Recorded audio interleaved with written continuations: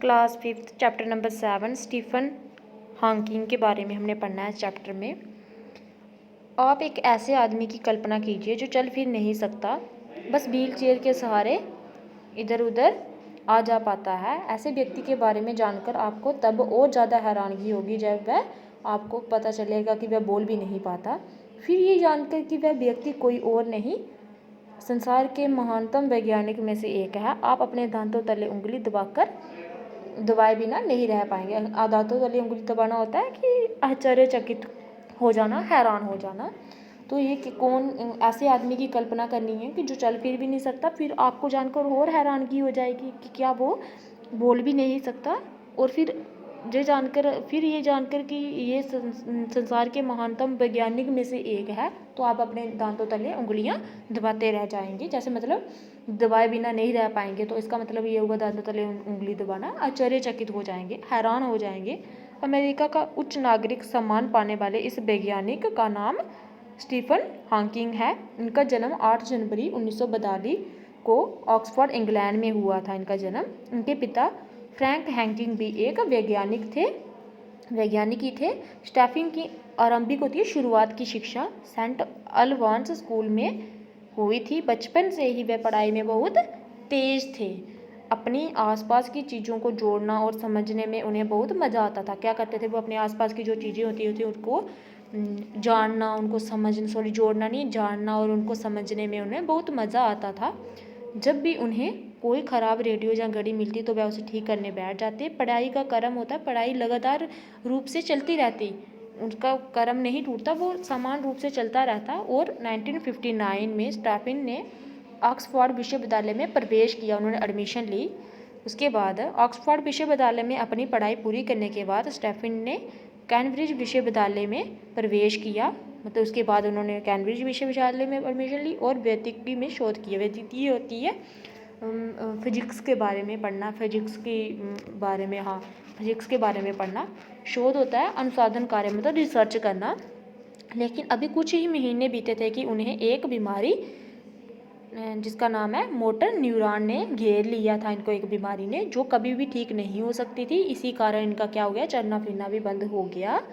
वह अब क्या करते थे, व्हील चेयर भी उनका हमेशा के लिए सहारा बन गया था। वो व्हील चेयर पे वो इधर उधर आते जाते रहते थे। तो जैसे ये दिखाए हुए हैं। अब क्या, इसी दौरान उनकी मुलाकात किससे हुई, जैन वाइल्ड नाम एक लड़की से हुई, जिससे आगे चल के इन्होंने क्या कर दिया, विवाह कर लिया, शादी कर ली। 1966 में स्टीफन हॉकिंग को कैम्ब्रिज विश्वविद्यालय में पीएचडी की डिग्री प्राप्त हुई। क्या हुआ, उनको कैम्ब्रिज विश्वविद्यालय में 1966 में पीएचडी की डिग्री प्राप्त हुई। लेकिन फिर भी स्टीफन ने कैम्ब्रिज में अपना शोध जारी रखा। मात्र 37 वर्ष की आयु में वे लुकासियन प्रोफेसर के पद पर नियुक्त किए गए। लुकासियन प्रोफेसर होते हैं, उनके पद पे, ये बहुत बड़ा पद है, बहुत बड़ा पोस्ट है, उस पर क्या कर दिए गए, नियुक्त कर दिए गए। न्यूटन और बाद में डिराक जैसे प्रसिद्ध जो वैज्ञानिक थे, मशहूर वैज्ञानिक भी इस पद की शोभा बढ़ा चुके हैं। अपने व्याख्यानों और लेखों से स्टीफन ने दुनिया भर के वैज्ञानिक प्रेमिकों को, विज्ञान के जो प्रेमी हैं ना, उनको खूब प्रभावित किया है अपने व्याख्यानों और लेखों से। अपने एक व्याख्यान में स्टीफन ने क्या कहा हुआ है, हमारा ब्रह्मांड निरंतर फैलता जा रहा है। जिनका ब्रह्मांड होता है संपूर्ण विश्व निरंतर फैलता जा रहा है। जैसे किसी गुब्बारे पर 2 बिंदु बना दिए जाएं और उसके बाद गुब्बारा फुला दिया जाए, तो वो बिंदु एक दूसरे से दूर हो जाते हैं, पर रहेंगे गुब्बारे पर ही। यही बात ब्रह्मांड और ग्रहों पर भी लागू होती है। बोलते हैं जैसे हम किसी गुब्बारे पर 2 बिंदु बना देते हैं और उस गुब्बारे को फुला देते हैं, वो 2 बिंदु हैं जो वो गुब्बारे पर ही रहते हैं, लेकिन रहते दूर दूर हैं, एक दूसरे से दूर होते हैं, लेकिन रहते गुब्बारे पर ही। यही बात ब्रह्मांड और ग्रहों पर भी लागू होती है, स्टीफन हॉकिंग कह रहे हैं ये।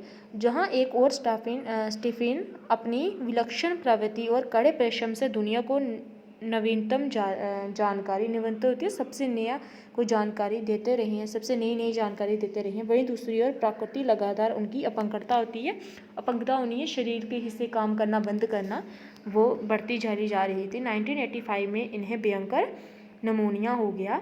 इस बार उनके बोलने की शक्ति भी क्या हो गई, चली गई।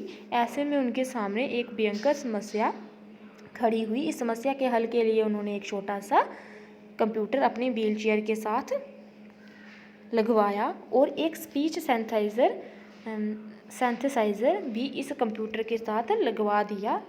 अब स्पीच सेंथेसाइज़र उन्होंने क्यों लगवाया, लोगों के प्रश्न के उत्तर देने के लिए। अब उनके शरीर में केवल इतनी शक्ति थी कि वह कीबोर्ड के बटन दबाकर इधर उधर आते जाते थे और क्या करते थे, साथ ही स्पीच सिंथेसाइजर से लोगों के प्रश्नों के उत्तर भी देते थे। शारीरिक रूप से हिलने डुलने में भी असमर्थ होने के कारण के बावजूद भी उन्होंने क्या किया, हार नहीं मानी।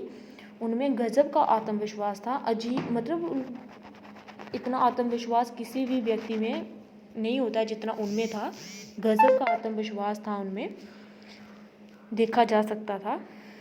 समय समय पे वे क्या थे, विदेश यात्रा भी करते थे। उनमें इतना आत्मविश्वास था, देखा जा सकता है कि वो क्या करते थे, समय समय पे विदेश यात्रा भी करते थे। कुछ वर्ष पहले वे अमेरिका गए, जहां उनके व्याख्यान में बड़े बड़े व्याख्यान सुनने वाले क्या थे, बड़े बड़े वैज्ञानिक शामिल थे उसमें। वहाँ अमेरिका के पूर्व राष्ट्रपति विल क्लिंटन जैसे प्रसिद्ध व्यक्ति भी उपस्थित थे, मौजूद थे, जिसको हम बोलते हैं a brief history of time पुस्तक के माध्यम से उन्होंने आम पाठकों को ब्रह्मांड के तमाम रहस्यों के बारे में साधारण शब्द में समझाने की चेष्टा की है।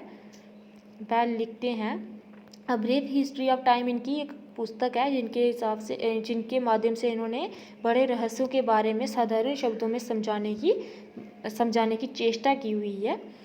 अभी ये लिखते हैं, मुझे सबसे ज़्यादा खुशी इस बात की है कि मैंने ब्रह्मांड को समझने में अपनी भूमिका निभाई है, इसके रहस्य लोगों को बताए और इस पर किए गए शोध कार्य में अपना योगदान दे पाया। योगदान होता अपना भाग, अपना योगदान देना, दे पाया। योगदान इधर नीचे भी लिखा है, सहायता का भाग देना, सहायता दे पाया। मुझे गर्व होता है जब लोगों की भीड़ मेरे काम को जानना चाहती है। बोलते मुझे इस टाइम फ़क्र होता है, गर्व होता है जब लोगों की भीड़ क्या करना चाहती है, मेरा काम जानना चाहती है, मेरे काम के बारे में जानना चाहती है। अब दिया हुआ कल्पना करना, अनुमान लगाना। महानतम, सर्वाधिक महान, बहुत ज़्यादा महान, द ग्रेटेस्ट जिसको हम बोलते हैं। आरंभिक होती है शुरुआती, प्रवेश होता है दाखिला, शोध होता है अनुसाधन कार्य, ब्रह्मांड होता है संपूर्ण विश्व, नवीनतम होता है सबसे नया, स्पीच सिंथेसाइजर होता है कृत्रिम रूप से बोले जाने के लिए यंत्र है एक, रहस्य होता है भेद, व्हील चेयर होती है पहिए वाली कुर्सी, दांतों तले उंगली दबाना होता है अत्यधिक आश्चर्यचकित होना, भौतिकी होता है भौतिकी शास्त्र मतलब फिजिक्स, व्याख्यान होते हैं भाषण, विलक्षण होते हैं असाधारण, अपंगता होती है अंगहीनता, शरीर के किसी अंग का काम, किसी हिस्से का काम ना करना, चेष्टा होती है कोशिश करना, योगदान होता है सहायता का भाग। नेक्स्ट भाग को बताऊंगी नेक्स्ट वीडियो में।